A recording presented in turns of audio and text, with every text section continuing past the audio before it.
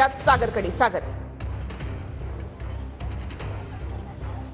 निखिल, आपण पाहिलं की खरं तर सरकारी वकील जे आहेत ते या ठिकाणी आता युक्तिवाद करता आहेत आणि त्यांच्यामध्ये सर्वात महत्त्वाचे म्हणजे त्यामध्ये त्यांची अशी माहिती देत आहेत कोर्टाला की या संदर्भात विदेशामध्ये वाल्मिक कराडची काही संपत्ती आहे का, त्या दृष्टीने देखील त्याची मालमत्ताची जी आहे ती चौकशी सुरू आहे। त्याचबरोबरीनं घुले असतील, चाटे असतील आणि वाल्मिक कराड या तिघांमध्ये नक्की कशा पद्धतीचे इंटरलिंक्स आहेत, या तिघांमध्ये कशा पद्धतीचा संबंध आहे आणि या गुन्ह्याच्या अनुषंगाने कशा पद्धतीचा संबंध आहे याचा देखील तपास जो आहे तो त्यांना या संपूर्ण घटनेमध्ये करायचा आहे आणि त्यासाठी ही पोलीस कोठडी जी आहे ती मागितली जाते।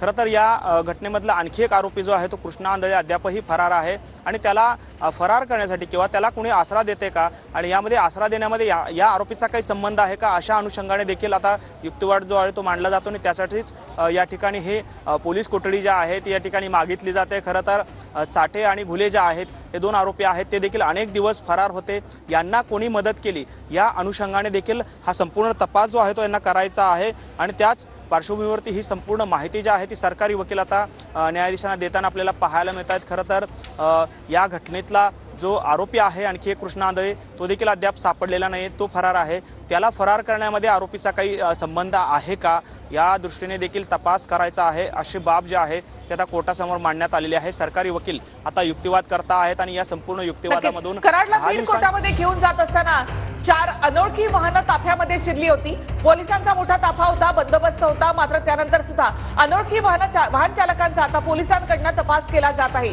कराडला केजवरून बीडला घेऊन जात असतानाचा हा सगळा प्रकार आहे। कराडला बीड कोर्टामध्ये घेऊन जात असताना 4 अनोळखी वाहनं ही पोलिसांच्या ताफ्यामध्ये शिरली होती। अनोळखी वाहन चालकांचा आता पोलिसांकडून तपास केला जात आहे। कराडला केजवरून बीडला घेऊन जात असतानाचा हा प्रकार आहे। पोलिसांच्या 2 मोठ्या व्हॅन सोबत होत्या, तसंच पोलिसांच्या आणखी 3 गाड्या सोबत होत्या, मात्र या ताफ्यामध्ये आणखी 4 अनोळखी वाहनं शिरलेली होती। अनोळखी वाहन चालकांचा पोलिसांकडून आता शोध घेतला जातोय। कराडला केजवरून बीड जिल्हा सत्र न्यायालयामध्ये नेण्यात आलं आणि त्यावेळेला हा जो प्रवास होता या प्रवासाच्या काळामध्ये 4 अनोळखी वाहनं या ताफ्यामध्ये शिरली होती। आता अनोळखी वाहन चालकांचा पोलिसांकडून शोध घेतला जातोय। कराडची विदेशात मालमत्ता आहे का याची चौकशी सुरू असल्याचा युक्तिवाद सरकारी वकिलांनी कोर्टामध्ये केलेला आहे। चाटे घुले कराडमधले संबंध तपासायचे आहेत असं सरकारी वकिलांनी कोर्टात म्हटलंय।